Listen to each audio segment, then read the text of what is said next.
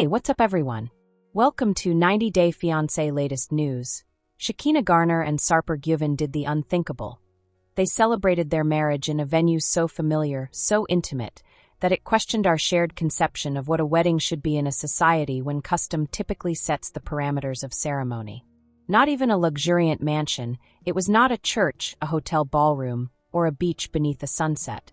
Their option is an accommodation. In a bedroom. Their escape. Their haven is their story, unvarnished and real, demanded more than just a headline. It yearned for a whole narrative. A trip across memory, passion, cultural collision, intimacy, and change. The path taken by Shekinah and Sarper started not with rose petals or a poorly lit apartment. It started online like many contemporary couples do. A swipe, a message, curiosity aroused from the distance of a screen. Shekinah is vivid, confident, and naturally comfortable in her individuality. Sarper is strong, passionate, and brazenly self-present with tattoos that spoke tales on his flesh. Desire met pixels, promise whispered behind screens, and eventually promises became more than text. They were questions lingering in late-night video chats, an electrifying magnetic link. Still, early on in their relationship, they felt the gulf separating expectation from reality. American free-spirited visualizer Shekinah dreamed of a traditional wedding, veil, aisle clapping. Sarper, Turkish, muscular, private, understood legacy differently with subtlety and safety margins. Still, notwithstanding cultural differences, they found solace in each other. Their questions changed. What's a wedding to you? To Shekinah, vows, promise, spectacle. To Sarper, commitment, space, sanctuary. Somewhere in the middle, bed surfaced. Not as a tactic, but more as a symbol for closeness, home, truthfulness. See that bed? Fluffy but not brand new. Ivory-hued linens covered a mattress molded by years of laughter, tears, arguments, apologies. Their bed was where they first said love you. Where they fought and made up, where they cried in tiredness, in frustration, in vulnerability, where they supported each other through difficult days. It was a furnace of development, a sofa traded out, dinner presented on a tray now and again, not a mark of marriage but of life itself. It possessed dreams. It concealed secrets. It carried them. Their wedding bed choice was quite apparent. They lived, breathed, and coexisted in this space, not because it was glitzy but rather because it was real. Every evening they rested in it. If love is created in daily routines, this is as ordinary and holy as it becomes. Their bedroom in a West Hollywood penthouse was a high-ceilinged refuge. Glass chandeliers scattered diamond flashes around the area, while tall windows surrounded a metropolis of lights. Along the bed were white marble and gold nightstands. Carefully put on them, lavender, white roses, pastel purple orchids, in honor of grandparents who had molded their sense of beauty, fortitude, perseverance. The bed itself looked like a canvas. Layers of pillows, draped blankets, delicate fabric flowing like a beautiful cascade. It was not at all cheesy. No chest of drawers stuffed with quarantined clothing or shoes. Shekinah and Sarper made a pristine stage, sacred neutrality, so they can breathe beauty into the room without guilt for combining elegance with intimacy. The attire Shekinah wore for her wedding was not conventional. Some found it scandalous, a lace mini dress, a corset embracing her curves, transparency balancing romance against seduction. She wore it to feel seen, totally and without apology, not to startle. Not a veil. Not one train. Her hair gently dropped across her back. No bouquet at all. She felt bridal not by hiding behind 1,000 blossoms. She wanted confidence and permission, to be sensual, personal, expressive, to make a statement. Sarper mirrored his bride's attitude. A sleeveless vest over a neat white shirt, tuxedo cuffs peeking under polished sleeves, tattoos framing his arms like art galleries, a bow tie worn on his throat. Sharp but not shy about showing naked skin. It was robust and classic. Elegant and delicate but vulnerable. He has a statement on.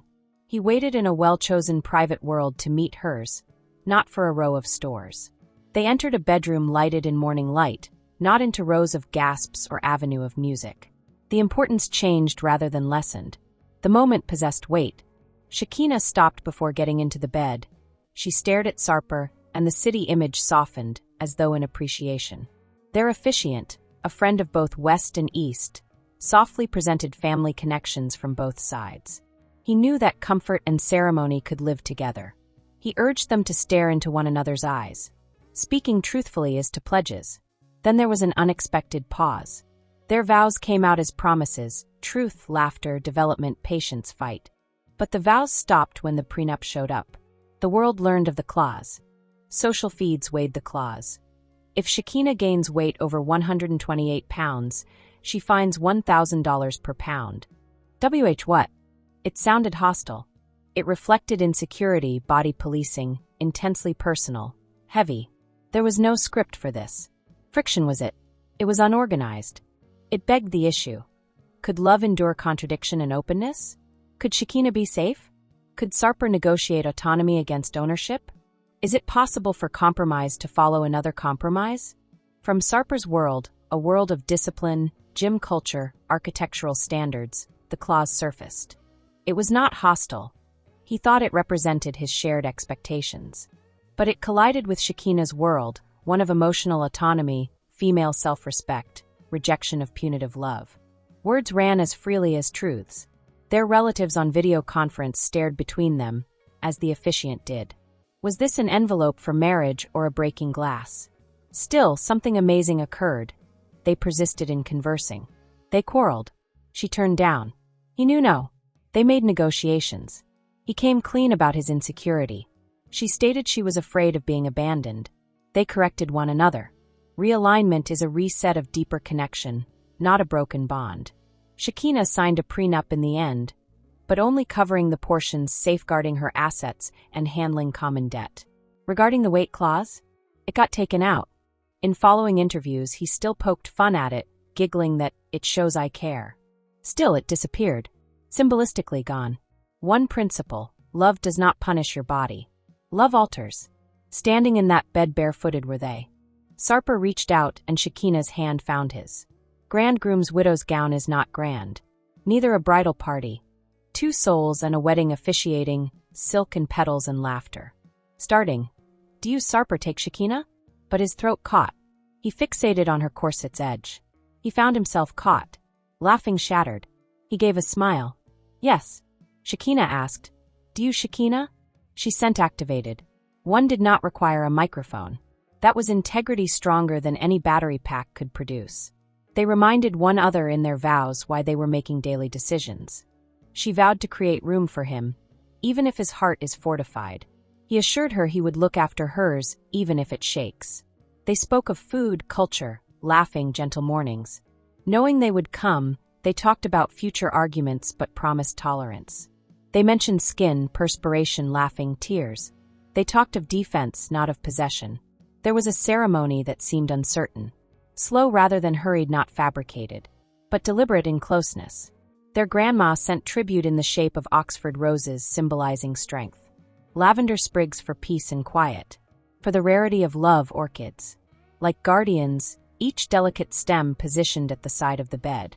Family members from far-off locations showed up on a laptop screen, tears sprinkling pixels. From Istanbul. Coming from Chicago.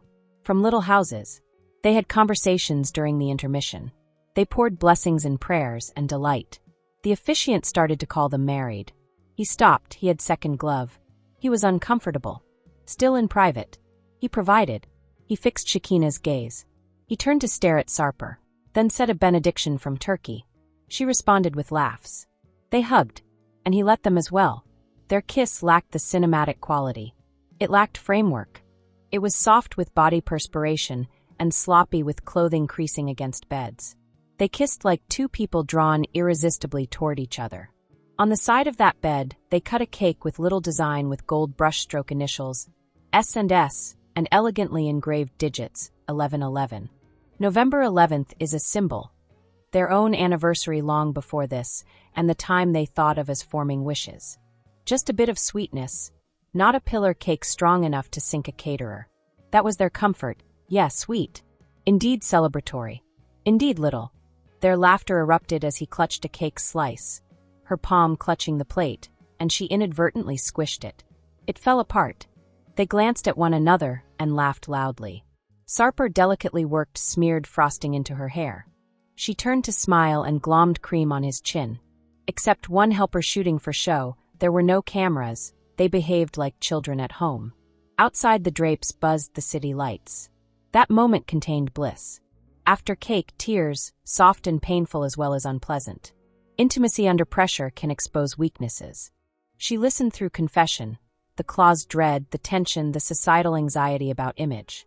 He admitted his anxiety, self-dissatisfaction, longing to contribute, and battled to believe unwavering acceptance. They discussed without editing insecurities. They began to cry. He patted her. She patted him to relax. The ceremony was not disrupted by these lines of tears. They set it in frame. Since love isn't flawless, it does not call for perfection. It works well in mutual patching. One moment more instructive than any pledge. Looking at him, Shekinah murmured gently, "I trust you. Enough without clauses to marry you." One nodded, "And I swear to grow and let down awareness." They planted a kiss, and they gave up fear in that kiss. They stayed back from the bed. Their stay was prolonged. They changed their clothes, not to depart. Over video, they spoke with their family. To love, to health, to life, they said in toasts. She drank champagne. Their next plans included a larger rental bed, a house, a rescue pup, a cat, painting walls, aromatic dinners with friends. They embraced freedom, personal dreams, and created them together. Comedy, music, lines of beauty, mentoring. Their plans included in and out of that bed. And then came the next morning, a tray of shared breakfast. Fruit, pancakes, comedy. He touched her belly. No clause exists here. Just a morning gentle with intent. They would show up later on the program. Social media erupted. Some declared gross, others praised genius. Neither of them cared to argue, though. They stated their passion was for truth rather than for judges. They said the bed was a metaphor. It was not the novelty. In that arena, they were raw. Unfiltered, not behind rows, they found each other at the cellular level. They resided in the bed, not in front stage. That was theirs already, hence they married there. They had no need of a stage. They sought presence. Two persons who had rooted through strife and cultural tension came out of the ceremony not with acclaim, but with community. Two people whose integrity had remained whole. Into the city they held hands. They turned off the lamp. They went into the future. They stayed in the bed for weeks, a studio, a love nest, an affirmation. They bickered about when can we meet your mom, and scribbled partnership manifestos there. For everything they would build, it was their base of operations for photo sessions and brunch meetings. The clauses? An antiquated item. A remark for learning. Not a scar but rather a guide. They jokingly said, "It might still win in Scrabble." Still, it lay in a dusty drawer behind closed doors. They laid it beneath. Their wedding is still a trademark event. A movement wedding does not call for a facility. There is no audience for the event. When the choice is based on integrity, that deep-lived love always speaks louder. I have tried to dissect more than their ceremonial in these long paragraphs. I have looked at how two people choose to love, with proximity, redefining intensity, while confronting insecurities, cultures, expectations, and celebrity. They choose a bed not out of whimsy, but rather as an affirmation that marriage is most human when basis is desire, trust, and shared sanctuary. It is a daring return to intimacy, a reclaiming of what love meant when bodies whisper in the dark and hearts beat unvarnished. The wedding of Shekinah and Sarper is not unusual. It is an invitation to challenge the ceremonial we pursue and the closeness we yearn for. It is evidence that you produce something that cuts through the noise if you focus love on honesty, comfort, vulnerability, and leave behind fear of criticism. They did not simply tie the knot. They made it through the ceremony. Their soul collapsed back into one another. They gave marriage the feel of home. And for some of us, that is the most exquisite promise of all. This gossip is over. If you like the video, then give your opinion in the comment box and stay with us by subscribing the channel. Thank you.